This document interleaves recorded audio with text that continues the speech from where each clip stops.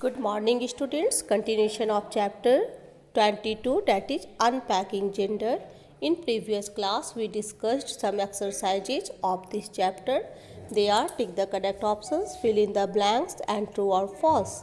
Today, we will discuss exercise D, that is answer the following questions in brief, and exercise E, that is answer the following questions. Let's proceed ahead. Let's see first question. Write one examples each of the stereotypical gender roles of boys and girls. Answer is males are told boys don't cry and are given guns and cars as toys, and girls are given dolls and play horse so that they can play the traditional female homemaking role. Now coming question number 2. How is stereotyping harmful? Answer is stereotyping is harmful because it creates discrimination that results in inequality. It hampers the individual thoughts. Now coming third number. What are the similarities between rural and urban women's condition? Answer is both rural and urban women wear double responsibilities. Like the rural women, the condition of urban educated women is not very different. Both work much harder than their male counterparts. Now coming question number 4. Mention any one type of gender inequality existing world over. Answer is any one type of gender inequality existing world over is mortality inequality. Women mortality rates are higher as compared to men all over the world. Now coming question number 5. What is meant by invisibilization of women's labor? Answer is most women work much harder than their male counterparts, but the invisibilization of women's labor fails to get them their due share. The housework and childcare are not considered work. Now coming exercise E, that is answer the following questions. Let's see first number. Why are there differences in value attached to the work of male and female? Answer is the gist of the matter is that girls are schooled to be soft and obedient, and boys are told to be tough and dominating. In this way, the school wrongly ingrains and specific roles that girls and boys are supposed to play when they grow up into women and men.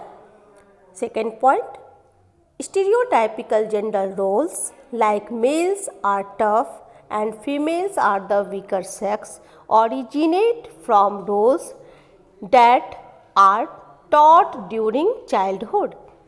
They are encouraged to prefer the games, clothing, way of speech, and other aspects of culture usually associated with boys or girls.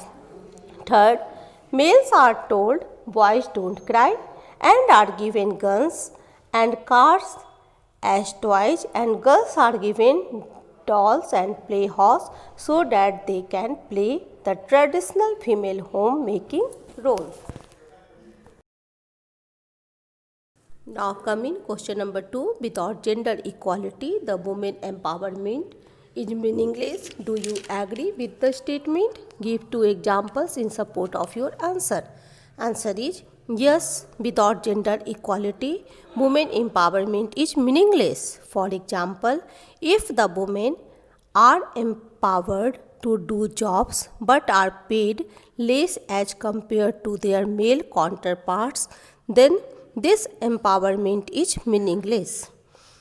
If women are educated but don't share equal status and power in family and society and are denied their rightful places, then their education is of no use. Now coming question number 3.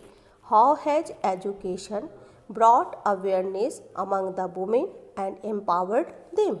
Answer is, education and awareness has empowered the women to emerge as a powerful force in political and economic spheres. Many women social activists have led strong movements against the government. In politics, women have shown the world that they are capable of being eminent leaders. They have achieved international fame in the world of writing, fashion, herbal beauty, information technology, medicine, engineering, teaching, aeronautics, games, and sports. Education makes the women aware of their rights, their rightful place in the society, and the factors that hampers their growth. Now coming question number 4. How does the gender equality help a democratic country? Answer is, equal sharing of responsibilities and a harmonious partnership between women and men are necessary for the well-being of their family as well as for Indian democracy. Shared power and responsibility between women and men at home, in the workplace, at a national and international levels would help to create harmony within the family and society. Now coming question number 5.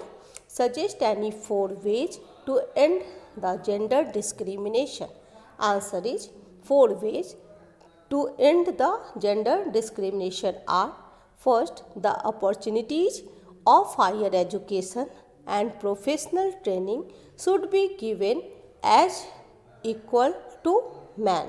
Second, women mortality rates are higher as compared to men all over the world. Strict rules and laws should be made against it.